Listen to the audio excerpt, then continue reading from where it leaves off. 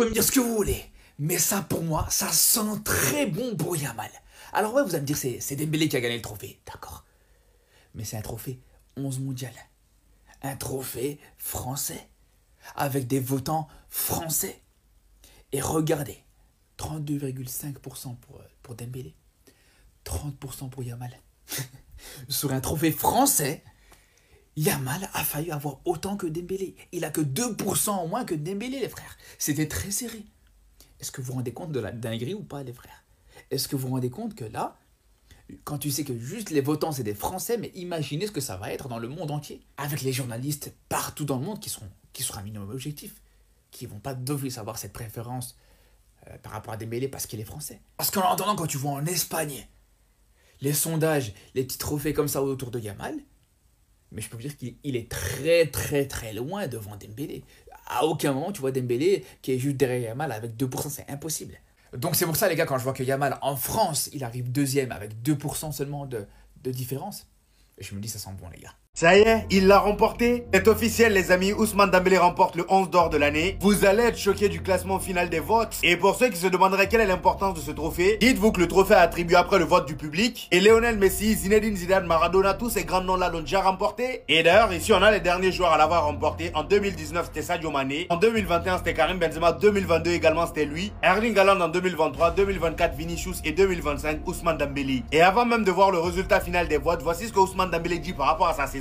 Il a notamment parlé du pressing constant qui passe son temps à faire. Il dit « Je suis maintenant constamment en alerte sur le pressing ». Et le journaliste lui dit « Mais à la base, tu n'aimais pas défendre ». Ousmane Dembélé répond « À la base, je n'aimais pas défendre ». « Oh, mais tu sais, le pressing sur le côté et dans l'axe, ce n'est pas vraiment pareil. Dans l'axe, tu as 10-15 mètres à faire et après, tu peux te reposer. Si je fais le pressing tout seul, je suis mort. » Donc là, clairement, on comprend que Luis Enrique a eu un gros impact sur son jeu. Le fait de l'enlever sur le côté et le mettre dans l'axe, c'est tout ce qui a changé son jeu. Lui-même, il le dit, sans ça, il n'aurait pas pressé autant. Après avoir reçu ce trophée du 11 d'or, voici ce qu'il dit. Il dit ça me touche, mes sacrifices et mes performances sont reconnus. Ici, nous avons le classement final et le pourcentage de votes. Donc, Ousmane Dembélé termine premier avec 32,5% des votes. Lamine Yamal deuxième avec 30%. C'était très serré entre lui et Ousmane Dembélé. Kylian Mbappé troisième avec 12,5%. Là, clairement, il y a un gros écart. Achraf Hakimi à la 4e position avec seulement 7%. Pedri vient en 5e place avec 5,6%. Rafinha à la 6e place. Mohamed Salah à la 7e place. Nicolo Barella à la 8e place, William Saliba à la 9e place, Lautaro Martinez à la 10e et pour terminer Vinicius à la 11e. Les gars, le grand Ousmane Dembélé, légende du Paris Saint-Germain, futur ballon d'or le 22 septembre, remporte le 11 d'or et les gars, c'est totalement mérité. Maintenant les gars, il y a un truc qui me fait rire. Regardez les votes. Lamine Yamal, il a 30%, Dembélé a 32,5%, donc il n'y a que 2,5% d'écart. Et du coup, les Barcelonais, eux, on déduit que c'est bon signe pour le Ballon d'Or parce que le 11 d'or, c'est un trophée français. Ça veut dire qu'il n'y a que des Français qui votent. Et donc, vu qu'il n'y a que des Français qui votent et que Dembélé n'est pas largement devant, ça fera qu'à l'international, Lamine Yamal sera devant. Mais les Catalans, pourquoi vous êtes dans le déni comme ça, les gars? J'ai envie de vous dire un truc. Dans le Ballon d'Or, à l'international, j'ai envie de vous dire, là où Dembélé fait le plus discussion, carrément, c'est en France. C'est en France parce que c'est pas un pays patriote. Ça veut dire que là où les autres pays, eux, mettront au premier Ballon d'Or le meilleur joueur de la nation, en France, lui, il fait discussion. J'ai envie de vous dire, au moins, c'est bien puisque il y a de l'équité. Ils réfléchissent pas bêtement comme les autres pays. C'est notre joueur, on le met premier. Mais pour le coup, avec la saison d'Ousmane Dembélé, moi je trouve ça ridicule parce que Ousmane Dembélé le mérite largement, il n'y a même pas de discussion. Il n'y a aucun concurrent qui tient devant la saison de Dembélé. Donc au contraire, le fait qu'il gagne de 2%, c'est bon signe parce qu'il fait plus discussion en France qu'à l'international. À l'international, c'est déjà plié les gars. Mais c'est bien, on se donne rendez-vous le 22 septembre, histoire qu'on rigole un peu. Les gars, j'ai une question sur Zaïre Emery, venez pas m'attraper par le col. Mais est-ce qu'on s'est pas trompé? Parce qu'en fait, on est dans une génération où les gens ils confondent joueurs précoces et joueurs talentueux générationnels. Est-ce que Zaïre Emery, c'est pas juste un joueur précoce? J'oublie pas toutes les qualités qu'il nous a montrées quand il a commencé avec le Paris Saint-Germain très très jeune. Mais en fait, je me dis, est-ce qu'on ne doit pas baisser nos attentes au niveau de Zaïre Emery? Parce qu'en fait, chaque joueur de l'effectif peut vous dire, lui, sa qualité, c'est ça. Lui, sa qualité, c'est ça. Lui, sa qualité, c'est ça. Mais Zaïre Emery, Je pense qu'on est beaucoup, on ne sait pas c'est quoi sa vraie qualité, son point fort. Bien sûr, je veux pas qu'il quitte le club. Personne ne veut qu'il quitte le club. C'est un Titi, on l'aime tous. On veut qu'il progresse ici. S'il doit se découvrir une qualité, ce sera avec nous. Mais en fait, quand les gens, les haters viennent nous dire c'est un joueur surcoté, c'est quoi nos arguments, les gars? Ce qu'il a montré il y a 2 ans, quand on nous demande c'est quoi sa qualité, les gars, j'ai plusieurs fois m'a posé cette question, je savais pas quoi répondre. Ceux qui disent que Zaïre Emery c'est un joueur surcoté, je suis pas d'accord avec eux. Zaïre Emery il a montré qu'il pouvait faire des très très grands matchs. Mais en fait la question c'est ça, c'est est-ce que c'est pas juste un joueur précoce ou c'est un joueur talentueux générationnel qui va mettre plus de temps à exploser? Vous en pensez quoi? La Ligue 1 regorge de talent et Luis Campos, depuis qu'il est arrivé, fait une spécialité. À chaque mercato, il recrute le meilleur talent de Ligue 1 selon lui. La première année, on a eu Bradley Barcola. L'année qui a suivi, nous avons eu Désiré Doué pour quasiment le même montant que Bradley Barcola. Et sur ce mercato-là, nous avons eu Lucas Chevalier. Plutôt que de céder aux sirènes anglaises, il a préféré venir au PSG. Nous nous sommes débarrassés ou séparés de Donnarumma, mais la question est quel sera le prochain joueur à intégrer l'effectif parisien? Différents profils sont susceptibles d'intéresser le PSG, notamment Jérémy Jacquet, qui est un défenseur central droit. Bien que Noam Camara, je pense, est amené à prendre de plus en plus d'ampleur. Il y a Elias Zabarni, nous avons Marquinhos, nous avons Pacho, nous avons quand même Lucas Hernandez et Beraldo. Ça paraît compliqué. Malik Fofana, un joueur pouvant jouer à gauche comme à droite et peut-être même en pointe, je pense. Surtout que Luis Enrique aime les joueurs polyvalents, mais je pense que, un peu comme la saison dernière, il a dit qu'il va privilégier, excusez-moi, un ailier droit gaucher pouvant jouer dans le demi-espace. Je vous apprends rien. Donc ça semble mort. Magnus Akliouche, le joueur qui a peut-être le profil Enrique compatible le plus frappant actuellement dans le monde du football français. Quand je dis dans le monde du football français, on parle de la Ligue 1, bien évidemment. Mais je ne pense pas que ça sera lui. Et oui les gars. Parce qu'apparemment le PSG aurait jeté son dévolu sur Ayoub Boadi. Milieu de terrain lillois ayant déjà une saison complète en Ligue 1 et en Ligue des Champions notamment. Il a joué tous les matchs en tant que titulaire, notamment contre le Real Madrid et l'Atlético Madrid. Il me semble qu'il a joué aussi les 16e de finale. Boadi, c'est un jeune joueur français étant sélectionné et jouant avec les U21 de l'équipe de France, en tout cas les espoirs. Il a 17 ans, 11 mois et quelques jours, donc il n'a toujours pas 18 ans. Et ce qu'il faut savoir, et c'est très intéressant, c'est que la saison prochaine, il est en fin de contrat en 2027. Ça veut dire que si Lille ne l'a pas prolongé avant l'été 2026, il sera très compliqué pour Lille de le retenir, en sachant qu'il pourrait partir gratuitement la saison d'après. Donc apparemment, Luis Campos aurait déjà pris contact avec son entourage pour pouvoir négocier une base contractuelle. Et ce serait la prochaine priorité du PSG en Ligue 1 la saison prochaine.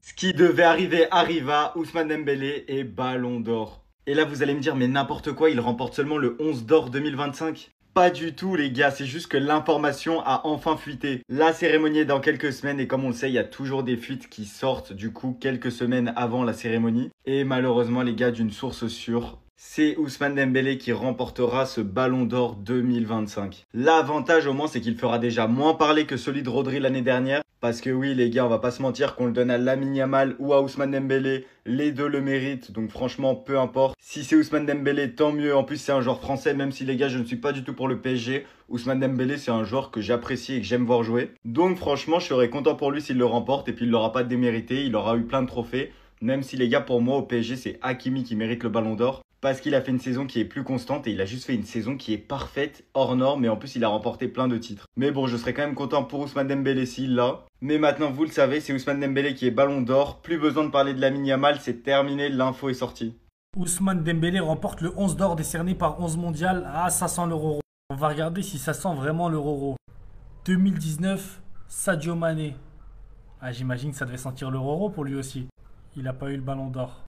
2020, X. Je sais pas c'est qui. 2021, Karim Benzema. Ça devait aussi sûrement sentir l'euro pour lui. Il n'a pas eu le Ballon d'Or. 2022, Karim Benzema. Et là, effectivement, ça sentait l'euro, il a eu le Ballon d'Or.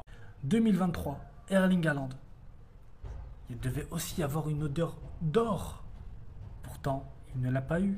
2024, Vinicius. Tout ça, là, c'est les dates des gens qui ont eu le 11 d'or. Hein. Enfin, le 11 d'or. Ça devait aussi sentir l'euro pour lui. Pourtant, il ne l'a pas eu.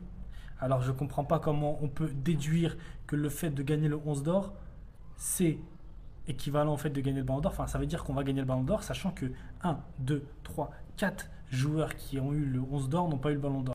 Sur 6, dont une année qui n'avait pas été votée, donc sur 5, techniquement. Voilà, c'est l'info. Je la donne. D'ailleurs, ici, c'est Rodri, d'accord, mais ici, c'est Messi. Ici, c'est Messi. Et ici, c'est Messi. Voilà, parce qu'on ne parle jamais assez de Messi.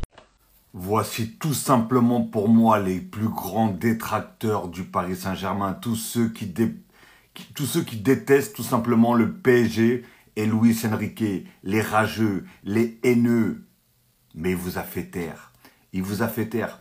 Écoutez bien, je vais vous mettre une vidéo et vous allez voir tous les hypocrites à l'état pur, qui ont très vite retourné leur veste, tout simplement la saison dernière. Tous ceux qui avaient la haine contre le PSG, tous ceux qui voulaient pas tout simplement que le PSG gagne cette fameuse coupe là. Voilà, ouais, cette coupe là. Et tous ceux qui ont mal parlé, surtout de lui, de ce génie, tout simplement. Franchement, je vous laisse regarder, je vous laisse admirer. Et d'ailleurs, dites-moi tout simplement dans les commentaires, qu'est-ce que vous en pensez? Est-ce que le karma a frappé, tout simplement? Je pense que les gens ne pensent pas au karma, mais ça arrive, ça arrive. Il est toujours là où on ne l'attend pas, tout simplement. Admirez. J'aime pas Luis Enrique, parce que je trouve qu'en plus il n'apporte rien en termes de tacticien, en termes de mentalité, en termes d'image. Je trouve qu'il n'apporte absolument rien, mais rien au Paris Saint-Germain. Voilà, je trouve que pour moi, c'est un échec total. Je ne l'ai jamais aimé parce que j'ai l'impression que c'est toujours un duel entre lui et la presse et que les questions qu'on te pose, c'est des questions stupides. Ouais. Tu vois, il y a un dédain, il y a une espèce d'arrogance qui se dégage de lui. C'est une personne que je n'aime pas. Je n'aime pas ce qu'il dégage, je ne pense pas que ce soit quelqu'un de bien. Je pense que c'est quelqu'un d'extrêmement prétentieux, je pense que c'est quelqu'un qui est au moins, il l'avoue. Humainement, qui n'a pas de grande valeur. C'est un esbroufeur.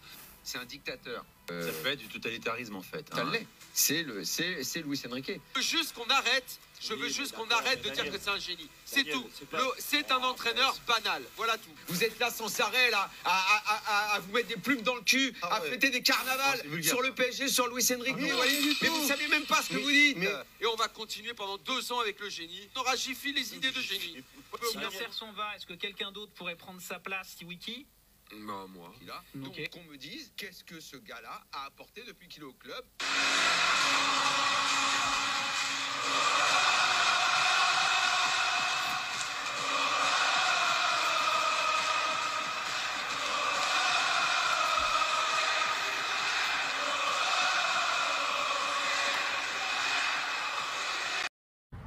Quelle image magnifique! Quelle image magnifique! Et je pense aux supporters marseillais qui, pendant des vingtaines, des trentaines d'années, depuis 1993 jusqu'à 2025, nous disaient « Nous on l'a, nous on l'a, nous on l'a, nous on l'a, nous on a l'étoile, nous on a l'étoile, nous la LDC, elle est au stade. » Et ben voilà papa, et voilà papa.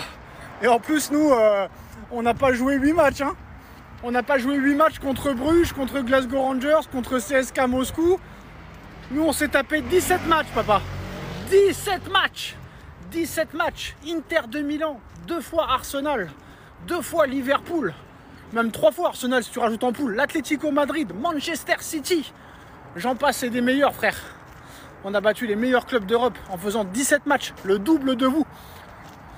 En plus vous l'avez acheté, mort de rire. Mais qu'est-ce que c'est beau de l'avoir au Parc des Princes. Qu'est-ce que c'est magnifique. Et maintenant, quel argument vont trouver les Marseillais? Ils peuvent plus rien dire et ça c'est trop bon. C'est délicieux. Les trophées individuels, le ballon d'or, le 11 d'or ne valent rien, ce sont des votes, ce ne sont pas des faits. Regardez aujourd'hui le classement du 11 d'or, meilleurs joueurs. Ousmane Dembélé premier, Lamine Yamal, Mbappé, Hakimi, Pedri, Rafinha, Mohamed Salah, Barella, Saliba, Martinez, Vinicius Junior. Ici on a les pourcentages de vote, ça on peut en débattre jusqu'à demain. Mais là les gars, ce qui me choque, Vitinha n'est pas top 10, n'est pas top 11. C'est comme ça en fait. Et celui qui me regarde dans les yeux, qui a regardé le football cette saison et qui me dit Vitinha n'est pas dans les 10 meilleurs joueurs du monde, c'est que moi je comprends plus rien au football ou la personne n'a pas regardé les matchs.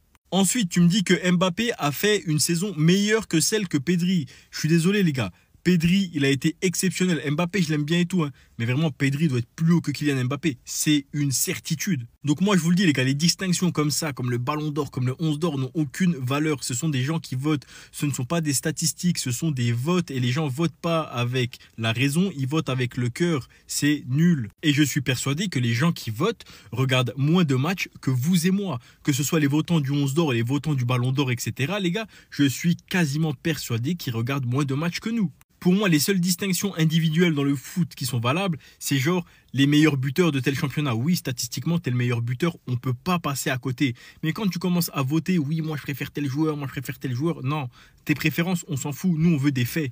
Donc les titres d'homme du match, les titres de meilleur joueur de telle compétition, je trouve ça déjà limite, mais encore ça peut être compréhensible, mais il y a toujours débat là-dessus. Mais les gars, des titres statistiques et des titres, par exemple, tu as gagné le trophée là, donc forcément, tu es gagnant du trophée, ouais, c'est sûr. Tu as gagné la Champions League, tu es gagnant de la Champions League. Mais tu peux pas me dire, je vais gagner un trophée individuel sur des votes. Il n'y a aucune performance sportive. C'est des gens qui votent vraiment pas avec la raison, mais avec le cœur et contre ceux qu'ils n'aiment pas. Le 11 d'or remporté par Ousmane Dembélé. Est-ce un signe pour le Ballon d'Or? Et oui, 32% ont voté pour Ousmane et 30% pour Yamal. C'est vraiment chaud, c'est serré. Et c'est encore une première historique pour le PSG. Jamais un joueur du club n'avait soulevé ce 11 d'or. Et là, Ousmane, il dit, les supporters du PSG m'ont accueilli comme un petit frère. Bah après, c'est logique, quand on se donne à 100% pour notre club, bah voilà le résultat, tout simplement. Et c'est aussi là que ça devient intéressant. On veut devenir des grands champions. Et les grands champions ne gagnent pas qu'une fois. Et ça, c'est très très bien de la part d'Ousmane d'avoir cette mentalité et cette grinta. Donc les frérots, pro PSG ou haters, qu'on aime ou qu'on n'aime pas, voilà le résultat, tout simplement. Et c'est vrai que depuis qu'il a été placé en faux neuf, franchement, c'est exceptionnel. Donc on remercie également Luis Enrique. Incroyable Parisien, la vérité, c'est le terrain et le trophée. En fait, j'ai compris. La folie, elle a touché Cristiano et elle va toucher encore plus les autres. Ivan Toney qui dit, pour moi, la Saudi Pro League est comparable à la Première Ligue. Si Al Ahly est en Première Ligue, nous serons proches du top 4. Alors, Cristiano, il est arrivé là-bas, il a commencé à dire, la Saudi League, c'est au-dessus de la MLS. Ok, on accepte, on accorde, il n'y a pas de souci. Après la MLS, c'est passé à la Ligue 1. Ah bah là, maintenant, la Saudi League, c'est meilleur que la Ligue 1. Justification, il y a 3 clubs qui ont acheté plein de gros joueurs. Donc déjà là, on commençait déjà à souffler en mode, oh, Samuel, ça commençait déjà, voilà, mais bon, tranquille, vas-y. Il y a des clubs saoudiens qui ont fait des belles performances face à City, Coupe du Monde des clubs, tout ça, nanana, vas-y, tranquille. On peut dire que, vas-y, on accepte si vous voulez. Mais maintenant, c'est passé au-dessus de la Ligue 1, maintenant c'est la Première Ligue. Donc maintenant, la Saudi League, c'est au-dessus de la Première Ligue. Et bientôt, dans 2-3 semaines ou 2 mois, je sais pas, il y a un autre joueur qui va signer là-bas, et il va dire que la Saudi League, c'est meilleur que la Ligue des Champions, que la Champions League. Donc en fait, les mecs qui signent là-bas, ils deviennent tous fous. Ils deviennent tous fous. Je sais pas c'est quel prochain joueur qui va sortir une absurdité comme ça. Bientôt, ça va dire c'est mieux que la Coupe du Monde, la Saudi League aussi. À un moment donné, arrêtez. Dites, je sais pas, dosez dans vos propos. Dites la Saudi Pro League, ça s'améliore. Petit à petit, on va s'améliorer, on va se rapprocher des championnats européens, etc. Avec l'exigence et le temps. Mais non, eux, ils sont là, ils dosent pas. Ils dosent pas. Ah, faut arrêter, les gars. Ça, c'est la maladie de CR7, ça. Je voudrais remercier tous les lecteurs de 11 Mondial d'avoir voté pour moi et voilà, ça me fait plaisir. Et voilà, tout bɛka bɔ a la. Donc, Dembele ka Ballon d'Or ko, voilà, tout bɛka bɔ a la. Parce que n'a hakili b'a la 11 d'or ye trophée min ni a bɛ di joueurs ma minnu birira kosɛbɛ Europe. Donc, tant que i bɛ Europe championnat la, ni birira, donc tu es éligible à 11 d'or. Donc, Dembele, ale filɛ ka 11 d'or sɔrɔ. Et on sait que minnu bɛ Ballon d'Or sɔrɔ, u bɛ 11 d'or de sɔrɔ fɔlɔ. A caman kɛra, a camanba de kɛra. I bɛ Ballon d'Or sɔrɔ, i b'a sɔrɔ i bɛ nominé 11 d'or la, i b'o trophée ta. Donc, Dembele filɛ ka 11 d'or trophée ta. Mais c'était un peu serré parce que vote fana la an b'a ye k'a fɔ min ye Lamine Yamal 30% kun b'ale bolo donc Dembele ta kɛra 32,5% ye donc an b'a ye k'a fɔ a serré la kosɛbɛ quoi mais expert caman y'a fɔ ko nin ye précision de taille ye une grande précision qui montre que siga foyi t'a la doute foyi tɛ Dembele ka Ballon d'Or ko la parce que débatw bɛ ka caya suspensiw bɛ ka caya tuma caman dɔw bɔ ni élément kura dɔw ye k'a fɔ ko Dembele classement na a bɛ tan voilà mais expertw kɔni ka jate la nin ye dutu bɔlen a la quoi voilà parce que 11 d'or talen min filɛ nin ye nin bɛ ballon d'or de précédé n'a hakili ye min ye la famille a y'a bila commentaire la je vous remercie beaucoup